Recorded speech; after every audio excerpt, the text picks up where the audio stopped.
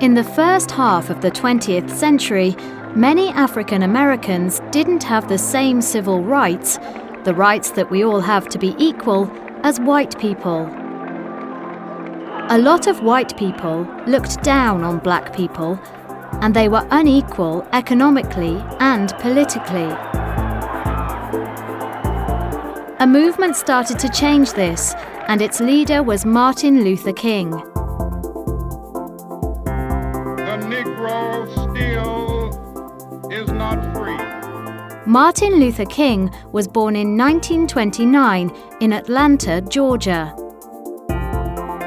He went to university in Boston, Massachusetts, but after he received his degree, he returned south and worked as a minister in Montgomery, Alabama.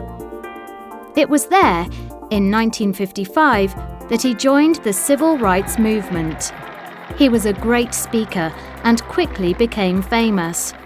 He asked the American public a simple question: wouldn't it be better for everybody if every American citizen was treated equally?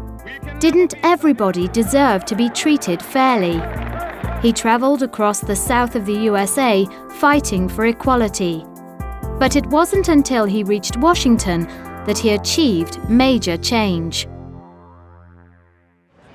Here, on the 28th of August 1963, some 250,000 people went to a demonstration at the Washington Monument. Here, King gave his famous "I Have a Dream" speech, standing in front of the Lincoln Memorial. The speech made Martin Luther King an international symbol of civil rights, respected and admired by most of the people, but hated by some. He was murdered on the 29th of March 1968, but his words continued to inspire people all over the world.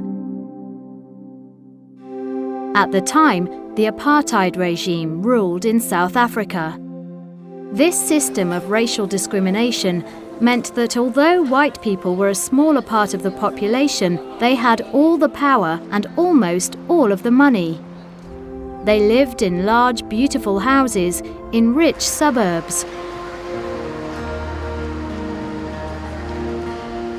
Black people, on the other hand, had almost none of the things white people had. They lived in poor areas with very poor houses. They couldn't go to the same schools, see the same doctors, or use the same beaches as white people. And they couldn't vote in elections. As in America, a movement began to fight against this injustice, and at its head was Nelson Mandela. Mandela had a lot in common with King. He was a great leader and fought against inequality. But they didn't always see eye to eye, because Mandela believed violence was sometimes necessary. In 1963, he was arrested and spent 27 years in prison, most of them on Robben Island, a prison just off the coast of Cape Town. When he left prison, his supporters talked him into running for election. On the 10th of May 1994, Nelson Mandela became the first black president of the country. To all of us, I was very happy His Majesty. Today, South African society is still in no way equal. Just under 43% of South Africa's population live in poverty, and most of these people are black. In fact, although 79% of the population is black, black people earn less than 10% of the income. But the situation is improving.